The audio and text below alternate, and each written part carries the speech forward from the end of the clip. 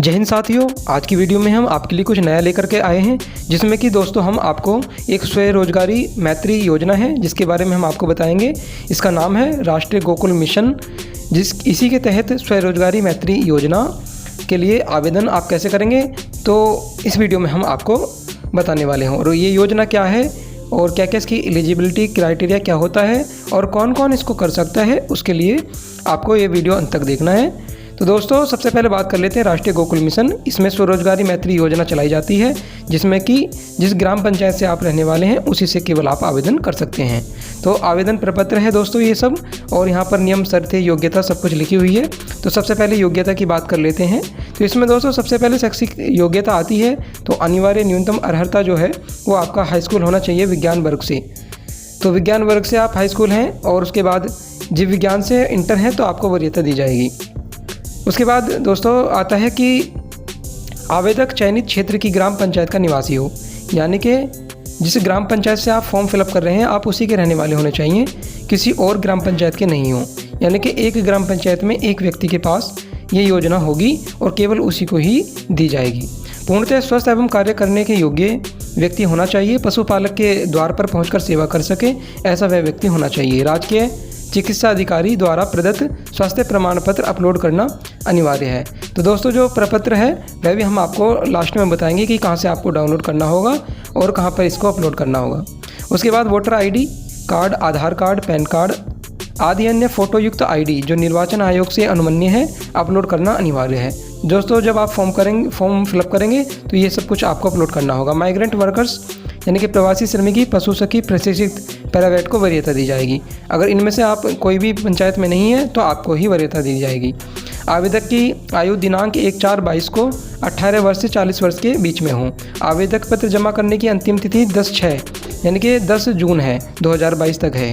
तो ये योजना आप जब भी आपको वीडियो मिल रही है तब आप इसको आपको देखना होगा कि डेट क्या है, उसी हिसाब से आप इसको सबमिट कर पाएंगे। ये योजना पूर्णतः स्वरोजगार सृजन की अवधारणा पर आधारित है। आवेदक को किसी भी स्थिति में शासकीय सेवा में संविलियन का कोई अधिकार नहीं होगा। चयनित अभ्यर्थी को 35 दिनों का सैद्धांतिक प्रशिक्षण एवं 55 दिनों का व्यवहारिक प्रशिक्षण कराया जाएगा। यानी कि आपको ट्रेनिंग कराई जाएगी। दोस्तों दो तरह से ट्रेनिंग होगी आपको, एक तो 35 दिनों की होगी, उसके बाद 55 दिनों की होगी।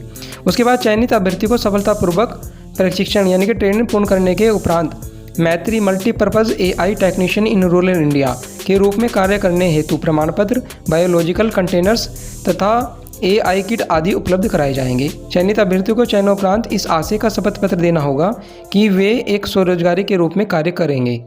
ठीक है। सरकारी सेवा में किसी भी स्थिति में संविलियन का कोई अधिकार नहीं होगा तथा इसके लिए कोई भी दावा नहीं करेंगे। यानी कि भविष्य में अगर आप दावा करते हैं कि हमको गवर्नमेंट कर दिया जाए तो वह ऐसा कुछ नहीं होगा। ये केवल एक सहायता दी जाएगी सरकार द्वारा, बस उसी का एक आधार होगा और ये आपका एक स्वरोजगार होगा दोस्तों। तो मैत्री का कार्य प्रारंभ करने की तिथि से 5 वर्ष की अवधि के पूर्व कार्य बंद कर देने की अवस्था में प्रशिक्षण की अवधि में योजना अंतर्गत खर्च की गई धनराशि तथा समस्त उपकरण सही अवस्था में वापस करने के लिए वचनबद्ध रहेंगे। यानी कि अगर आप 5 वर्ष के बाद इसको बंद करना चाहते हैं तब इसको आपको पूर्ण रूप से जो मशीनें हैं वो सही सलामत आपको वहाँ पर सबमिट करानी होगी, जो जितने उपकरण आपको दिए जाएंगे। आवश्यक सूचना अद्यतन जानकारी इस पोर्टल पर ही उपलब्ध रहेगी। इस संबंध में पृथक में कोई भी सूचना नहीं दी जाएगी। तो ये जो पोर्टल है इस पोर्टल का लिंक जो है आपको डिस्क्रिप्शन बॉक्स में मैं दे दूँगा, तो वहाँ पर जा कर के आप इसको लिंक पर क्लिक करेंगे तो ये पेज आपको ओपन हो जाएगा। अब यहाँ चयनित करे पर किया और हमने इसको पेज को ओपन कर लिया। तो दोस्तों देख सकते हैं आप, ये जो पूरा पेज है आपके सामने ओपन हो गया है। पेज बिल्कुल ही, इस पेज में जो आपको फॉर्म भरना है बिल्कुल ही आसान है और हिंदी में आप इसको भरना है। तो आवेदक का नाम, पिता का नाम, माता का नाम, लिंग, जन्मतिथि, दूरभाष यानी मोबाइल नंबर, श्रेणी, स्थायी पता, स्थायी पते का प्रमाण या मतलब प्रकार। तो इसमें जो है जो भी आप डॉक्यूमेंट्स लगाएंगे जैसे आधार कार्ड, बिजली का बिल भी लगा सकते हैं। ठीक है। उसके बाद ये जो आपने चूज़ किया है वो अपलोड करना है, पंचायत का विवरण देना है, विकास खंड क्या है वो देना है और जनपद आपको सेलेक्ट कर लेना है। उसके बाद पत्र व्यवहार का पता आपसे पूछा जाएगा, तो यहाँ अपना address, post office, pin code, email और आवेदक की फ़ोटो और हस्ताक्षर की फ़ोटो अपलोड करनी ली है। सेव एंड नेक्स्ट कर देना है। और उसके बाद में आपको एक और आपसे कुछ चीज़ें पूछी जाएंगी जिसमें कि आपकी सारांश होगा। ठीक है।